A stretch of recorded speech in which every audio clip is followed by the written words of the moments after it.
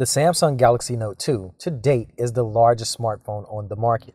It has a massive and vibrant 5.5-inch screen, equipped with the improved S Pen, along with improved apps, a hyper-fast quad-core processor, and near-latest Android version Jelly Bean. It's capable of 4G LTE as well as HSPA+, and it's soon to come to 5 US major carriers. Looking to go large this holiday season? Well, read our review to see whether you should buy this phone tablet hybrid or not.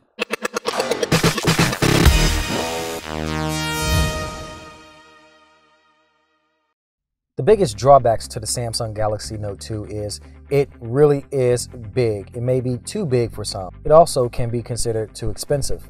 Many of the features I've found are pretty gimmicky and unreliable in practical use, and they are pretty buried in the menus and kind of unintuitive. The S Pen can be a little too sensitive and can cause accidental touches. Also, the S Pen doesn't work with the menu and back soft buttons along the bottom row. You have to use your finger for those. The key reasons to get the Samsung Galaxy Note 2 are the big, the bold, the bright and sharp 5.5-inch Super HD AMOLED screen. Plus, it includes an improved S Pen stylus with improved apps. It isn't cutting-edge latest, but it is Jelly Bean on this. With the large battery, you can get extended use out of this thing. The new software is absolutely loaded with features. It is my personal opinion that the Galaxy Note 2 will probably appeal better to males or those with larger hands, or if you're a basketball player.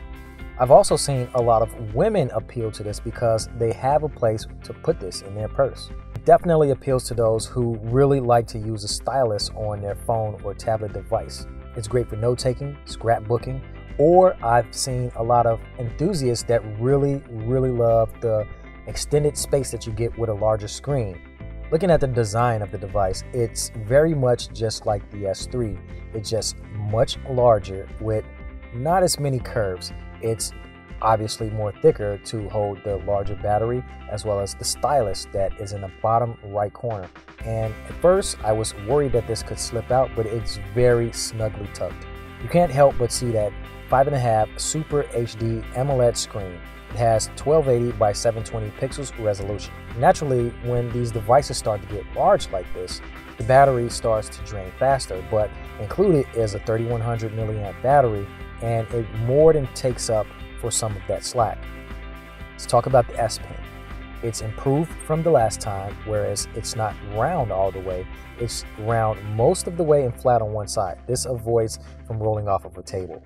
It's far superior to the C Pen, which we reviewed. Those differences are, if you look at the tip, it's far thinner, and the pressure sensitivity of this, it gives you completely accurate pressure. Now, it doesn't work with the Galaxy S3, it only works with the Note 2.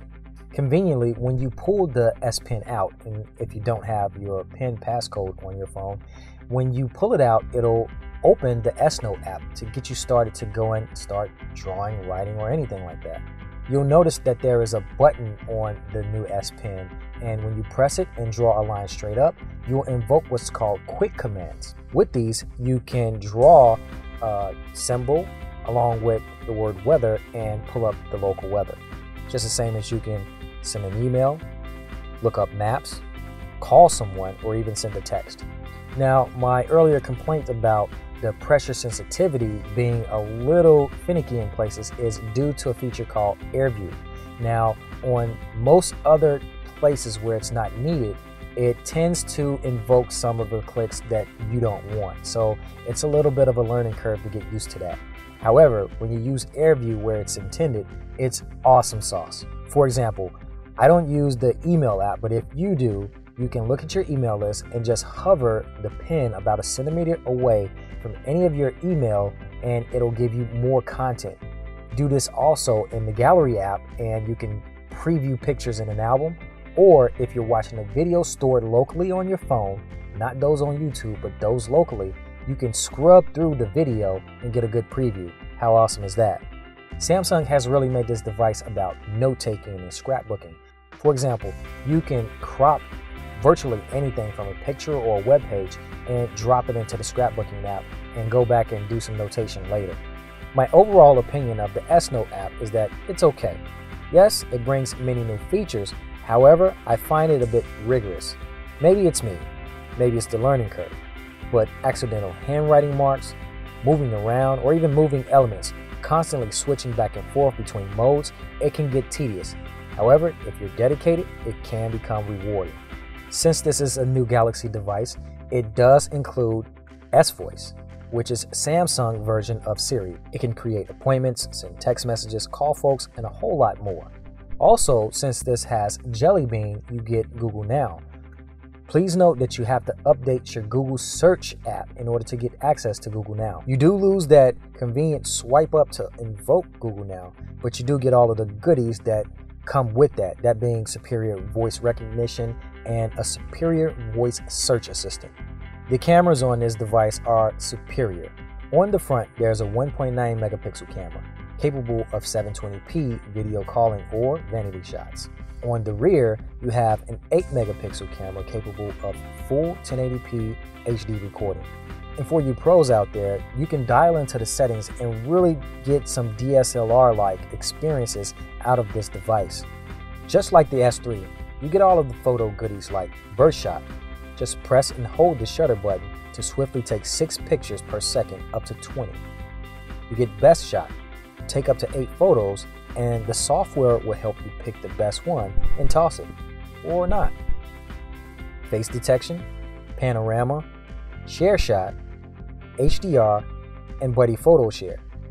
The Galaxy Note 2 introduces 2 new modes, one being best face. When selected, the phone will snap a few pictures, and when you review the results, tap the yellow box on each face and pick the best face from the selection. Lastly, it includes a low light shooting mode. The version that I have for my review was from Sprint. Sadly, I didn't get a 4G LTE experience, even though Sprint just unveiled their LTE network in Chicago. On average, I received about 2 megabits download and about 3 megabits upload. This I found weird, whereas when I use AT&T or Verizon LTE devices, on average I get about 13 down and 3 up. And even if you talk about T-Mobile's bastardized 4G, that's HSPA+, I get well over 14 down and about 1 up. I hope that this was just something in my case, but I traveled my city north, central, and south, and I got pretty poor results. The call quality, I'm happy to announce that this was really superior. The caller that I talked to said this was the best phone audio by far. I'll say this with caution, but to date, at the time of filming, the Galaxy Note 2 is the fastest smartphone out there. Now, there is opposition from the Nexus 4, but as you see in our benchmark test, it scores high off the chart, and right now, it's the king of the crop, thanks to a 1.6 quad-core processor. I used the Galaxy Note on average about moderate to heavy, and I was able to get about a day, sometimes a day and a half off of this extremely long battery life. That's excellent. There are a plethora of reasons to buy the Galaxy Note 2. A few include the massive and gorgeous screen size, the S Pen and advanced note-taking features, plus quick commands you can use, the near latest version of Android, the cameras including next-level features, superior call quality, 4G LTE, hopefully your carrier has a better experience. Not to mention the processing power of a computer in your pocket. The Note 2 is really a big phone. Unless you've become accustomed to the large Android phones, its size is its gift and its curse. If the size scares you, then run away. But I would highly recommend this phone to anyone that's in the target market. This has been Antonio Wells taking a look at the Samsung Galaxy Note 2 for Sprint, and I'm signing out.